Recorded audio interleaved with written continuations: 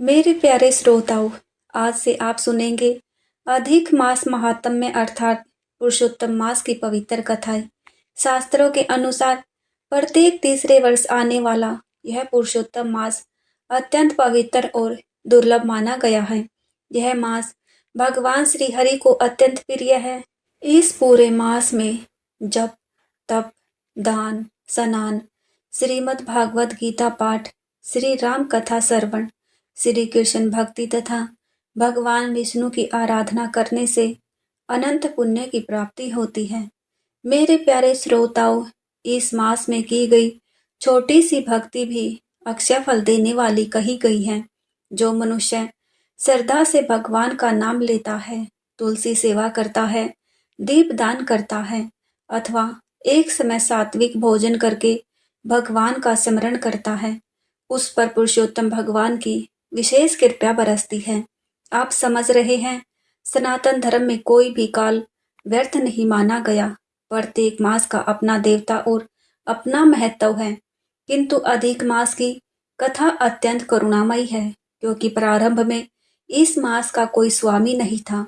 इसी कारण लोग इसे तिरस्कृत दृष्टि से देखने लगे। परंतु जब यह दुखी होकर भगवान श्री हरि की शरण में पहुंचा, तब स्वयं भगवान श्री कृष्ण ने इसे अपना नाम देकर पुरुषोत्तम मास बना दिया। इसलिए प्यारे श्रोताओं, इस पवित्र मास को कभी भी अपवित्र नहीं कहना चाहिए। मल शब्द का अर्थ अशुद्ध ही होता है, जबकि सनातन धर्म में भगवान से जुड़ा कोई भी समय अशुद्ध नहीं माना गया। यही कारण है कि ज्ञानी जन इसे श्रद्धा पूर्वक पुरुषोत्तम मास कहते हैं। तो आइए पुरुषोत्तम भगवान का स्मरण करते हुए आज की पवित्र कथा का आरंभ करते हैं। वृंदावन की शोभा बढ़ाने वाले, भक्तों के मनोरथ पूर्ण करने वाले, समस्त लोकों का पालन करने वाले करुण सागर भगवान पुरुषोत्तम श्री हरि को हमारा बारंबार प्रणाम है। एक समय परम पुण्यमयी नैमिषारण्य की तपोभूमि में असंख्य ऋषि मुनि एकत्रित होकर महान यज्ञ कर रहे थे। उस वन में वेद मंत्रों की ध्वनि गूंज रही थी। पवित्र सरिताओं का कलकल प्रवाह वातावरण को और भी दिव्य बना रहा था। वहां उपस्थित सभी ऋषि लोग कल्याण की भावना से प्रेरित होकर भगवान श्री हरि की उपासना में लीन थे। उनमें महर्षि भारद्वाज, गौतम, जमदग्नि, विश्वामित्र, पराशर और अनेक ब्रह्मनिष्ठ तपस्वी विराजमान थे। उसी समय तीर्थों का भ्रमण करते हुए परम ज्ञानी श्री सूत जी वहां पहुंचे।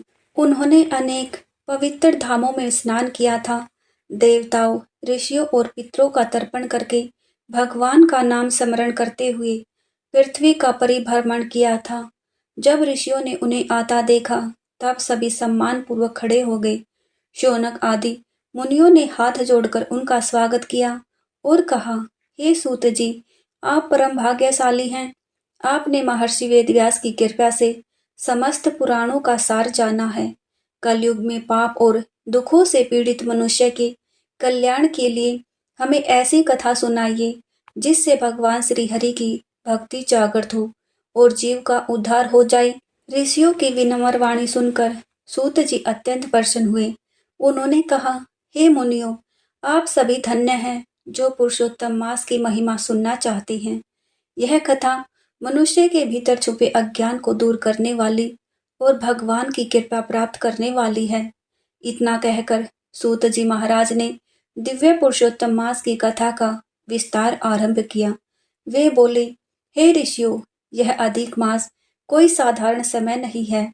यह स्वयं भगवान श्री विष्णु की करुणा का जीवंत स्वरूप है।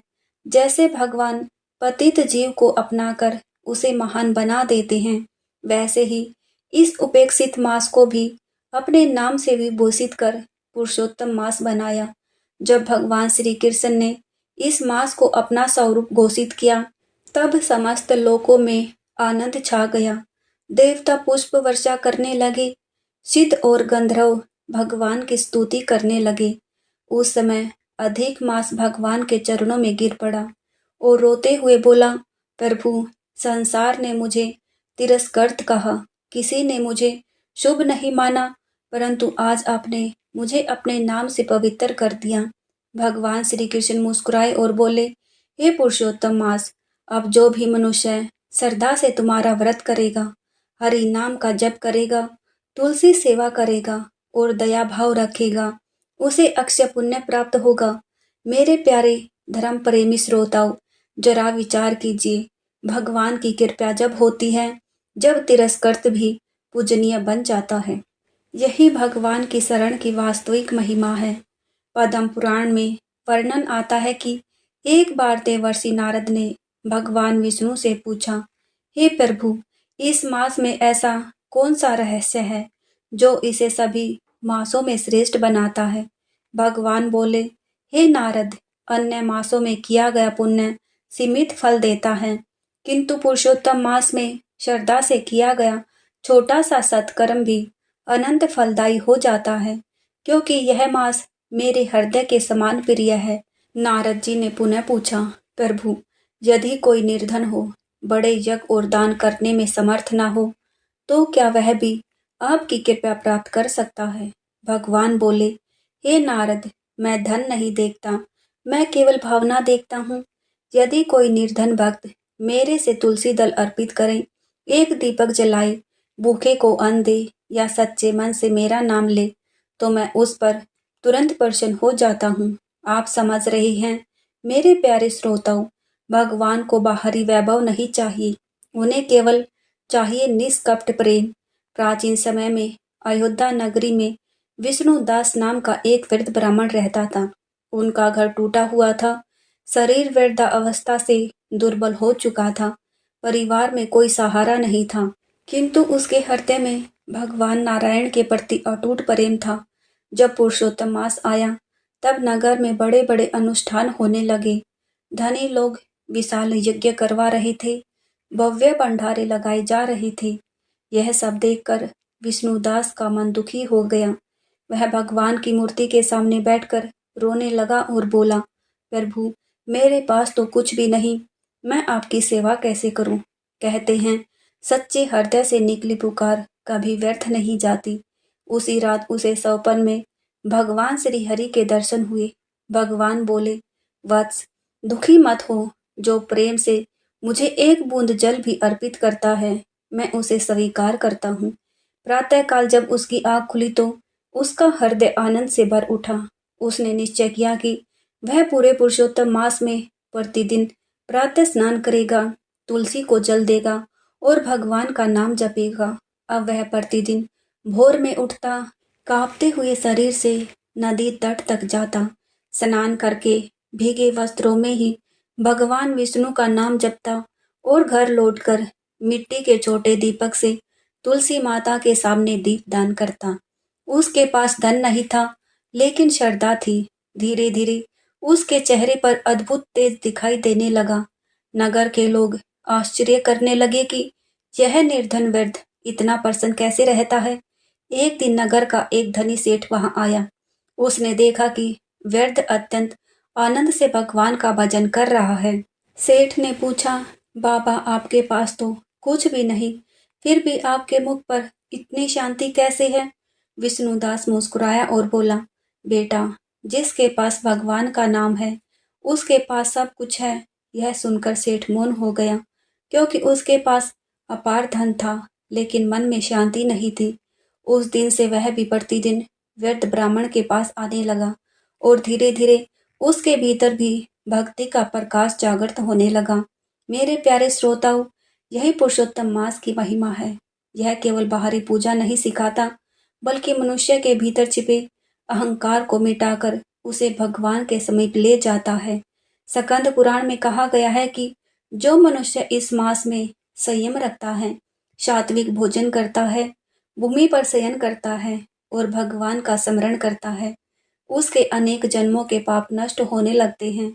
इसी प्रकार प्राचीन काल में आनंदपुर नामक नगरी में सत्यकेतु नाम का एक राजा था।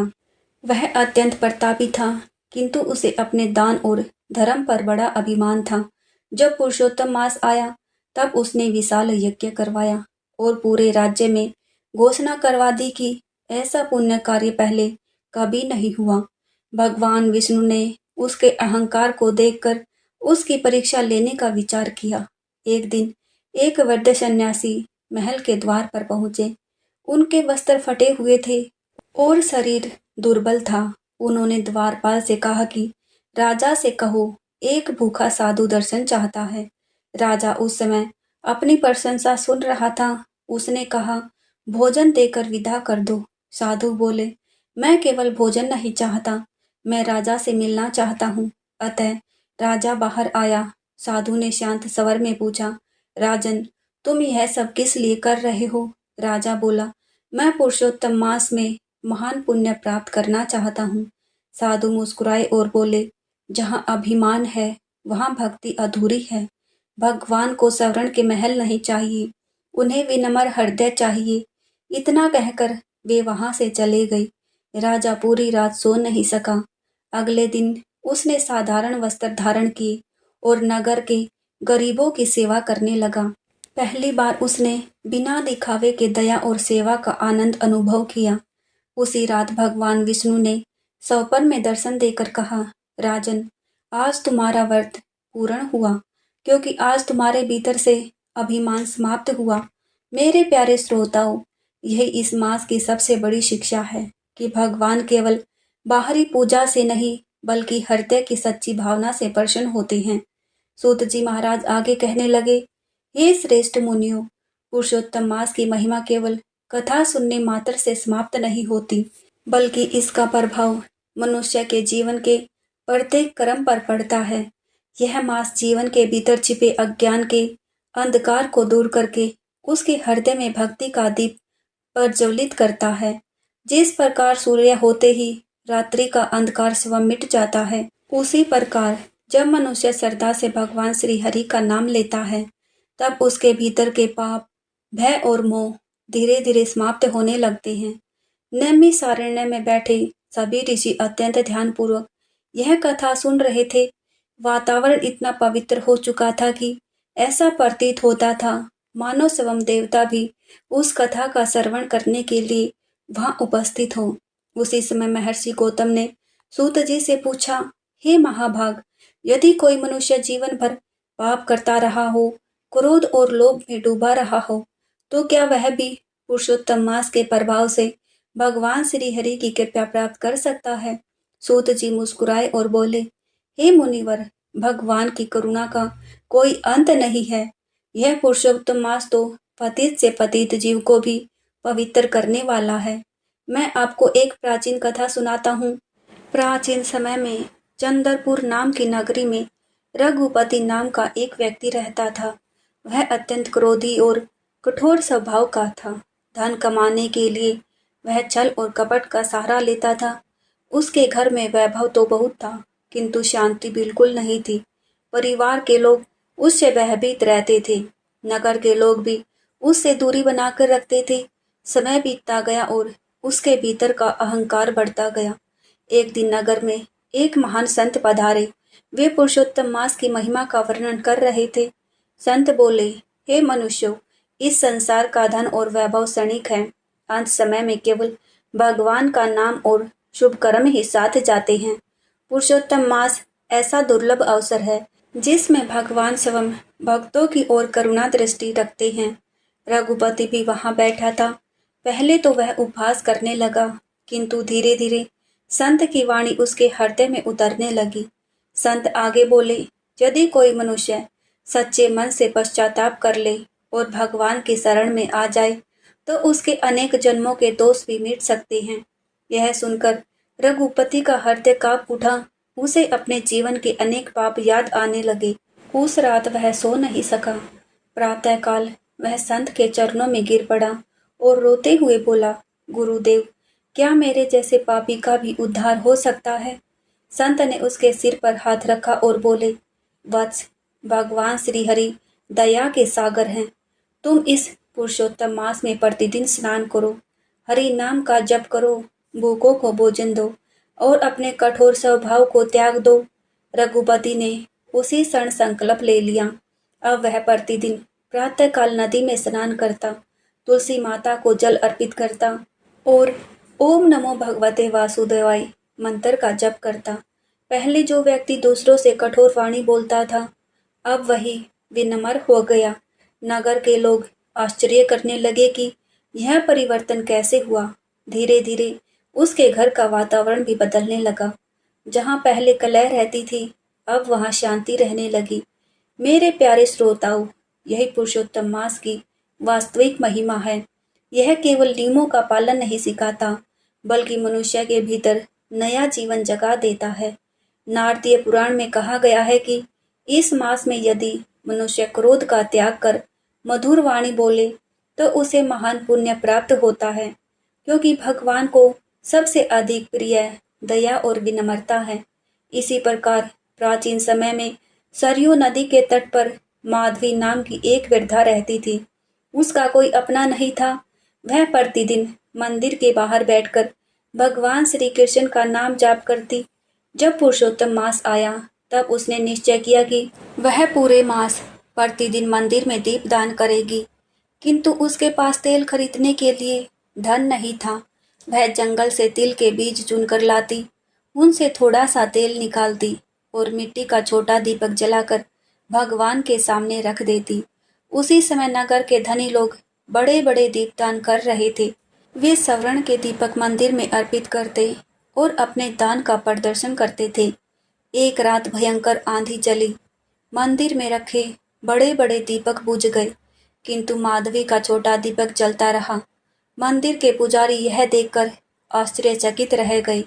उसी रात भगवान ने पुजारी को सौंपन दिया और कहा, उस वृद्धा का दीपक श्रद्धा से जला है, इसलिए उसे कभी आंधी नहीं बुझा सकती। मेरे प्यारे श्रोताओं, भगवान के यहाँ वस्तु का मूल्य नहीं, भावना का मूल्य है।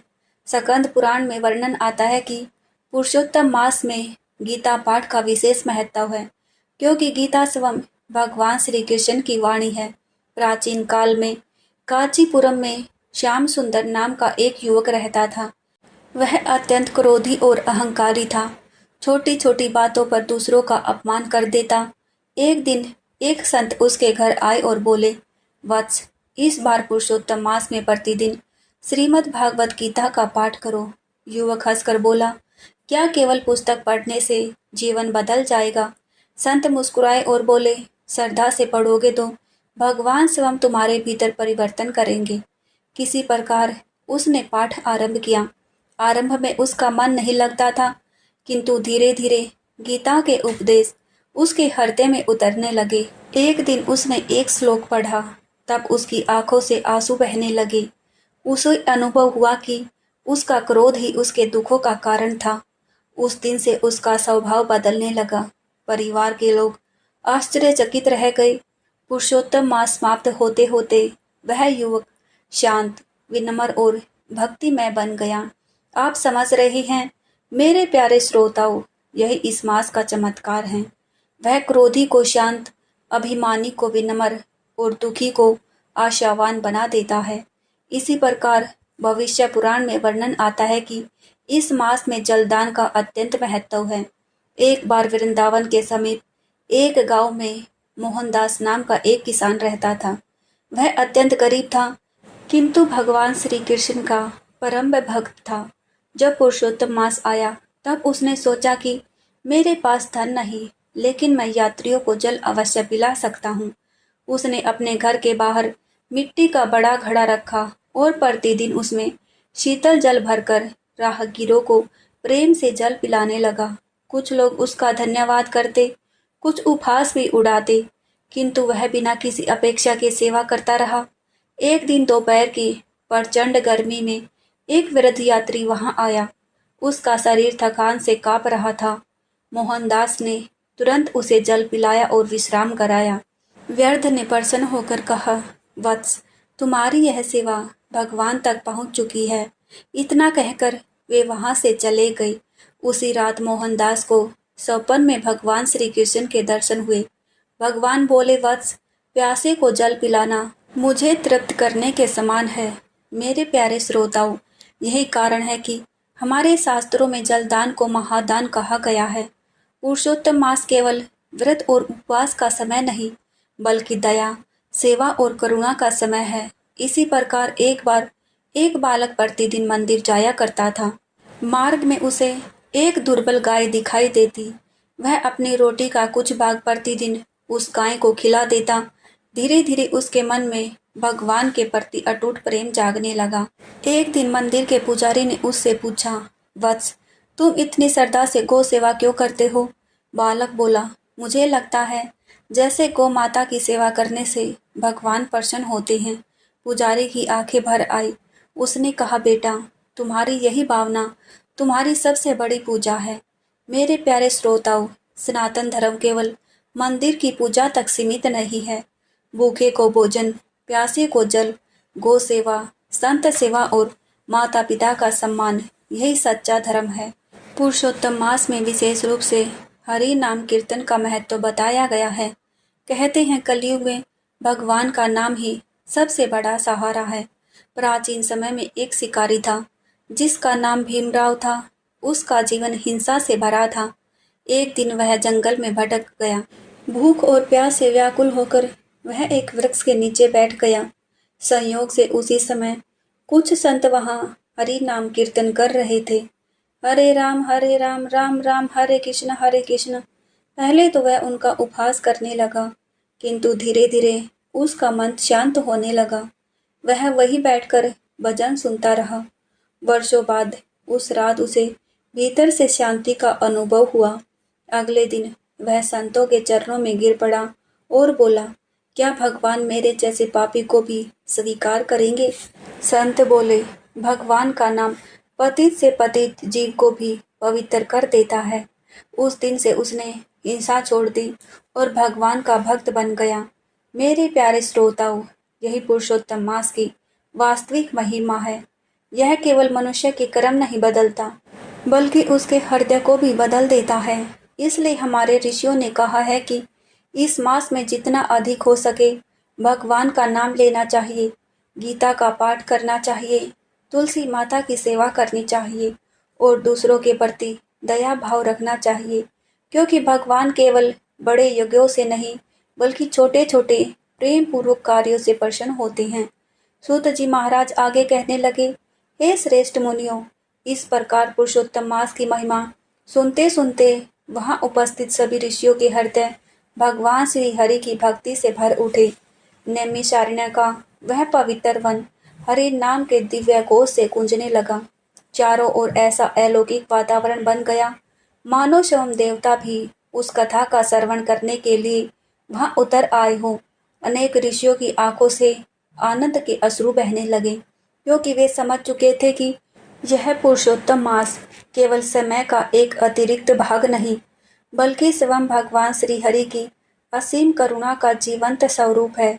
मेरे प्यारे श्रोताओं, संसार के मनुष्य दिन रात धन, वैभव और सुखों के पीछे भागता रहता है, किंतु अंत समय में उसके साथ केवल उसके शुभ कर्म और भगवान का नाम ही जाता है। यही कारण है कि हमारे ऋषि मुनियों ने पुरुषोत्तम मास को आत्म शुद्धि और आत्म जागरण का मास कहा है। इस मास में किया गया छोटा सा पुण्य भी अक्षय फल देने वाला बताया गया है। स्कंद पुराण में कहा गया है कि जो मनुष्य इस मास में श्रद्धा से भगवान विष्णु का स्मरण करता है, यथाशक्ति दान करता है, तुलसी माता की सेवा करता है, उसके जीवन के अनेक दुख धीरे धीरे समाप्त होने लगते हैं। जहाँ पहले कलह और अशांति रहती थी, वहाँ शांति का वास होने लगता है। जहाँ निराशा थी, वहाँ भगवान की कृपा से आशा का प्रकाश फैलने लगता है। इसी प्रकार प्राचीन समय में मथुरा नगरी में चंद्रभान नाम का एक व्यापारी रहता था। उसके पास अपार धन था, बड़े बड़े भवन थे, नौकर चाकर थे, किंतु उसके मन में कभी संतोष नहीं था। वह दिन रात केवल धन बढ़ाने की चिंता में डूबा रहता। उसका स्वभाव भी अत्यंत कठोर हो गया। घर में सुख सुविधाएं होने पर भी शांति नहीं रहती थी।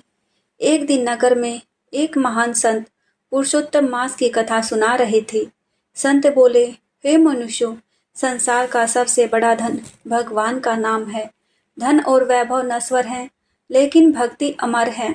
यह सुनकर चंद्रभान के हृदय में हलचल होने लगी। वह प्रतिदिन कथा सुनने जाने लगा।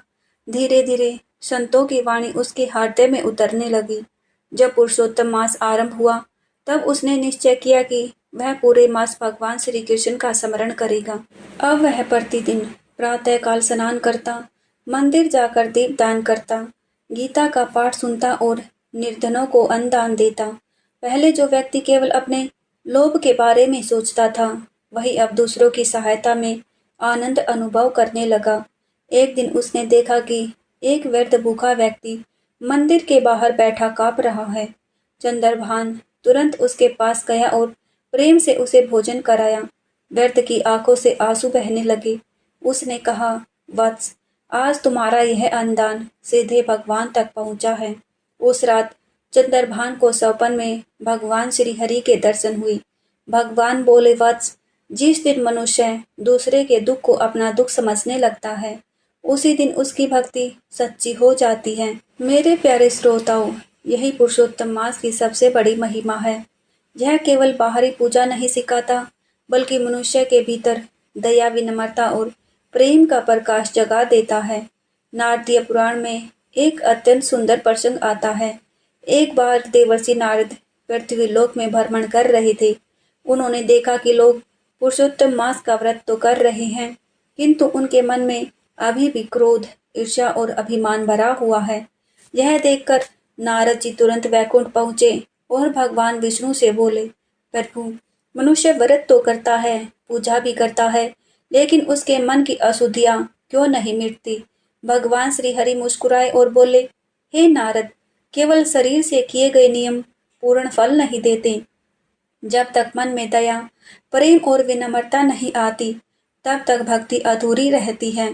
पुरुषोत्तम मास का वास्तविक अर्थ यह है कि मनुष्य अपने भीतर के अंधकार को पहचाने और भगवान के नाम से उसे दूर करे।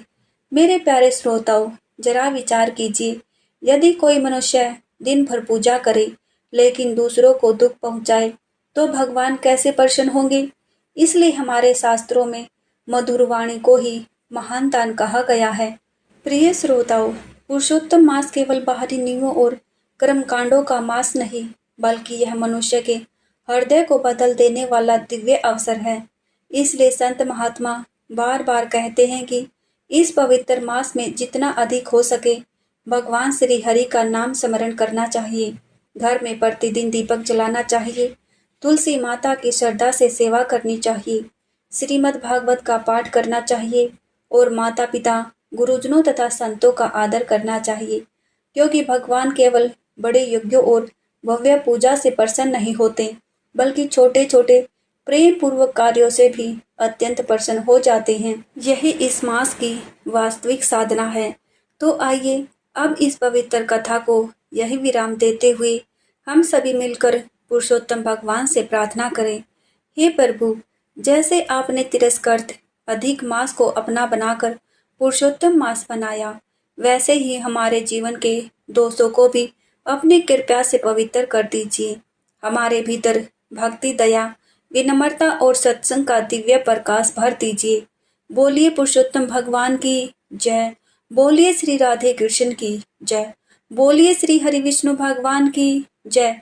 मेरे प्यारे श्रोताओं, यदि आपको आज की यह पवित्र कथा अच्छी लगी हो तो श्रद्धा से जय श्री हरि अवश्य लिखिए और इस कथा को अधिक से अधिक धर्म प्रेमी लोगों तक पहुंचाइए, ताकि और लोगों को भी पुरुषोत्तम मास की महिमा सुनने का सौभाग्य प्राप्त हो। और कल हम सुनेंगे पुरुषोत्तम मास के अगले अध्याय की दिव्य और पावन कथाएं। आज के लिए बस इतना ही। जय श्री कृष्णा। राधे राधे भक्तों।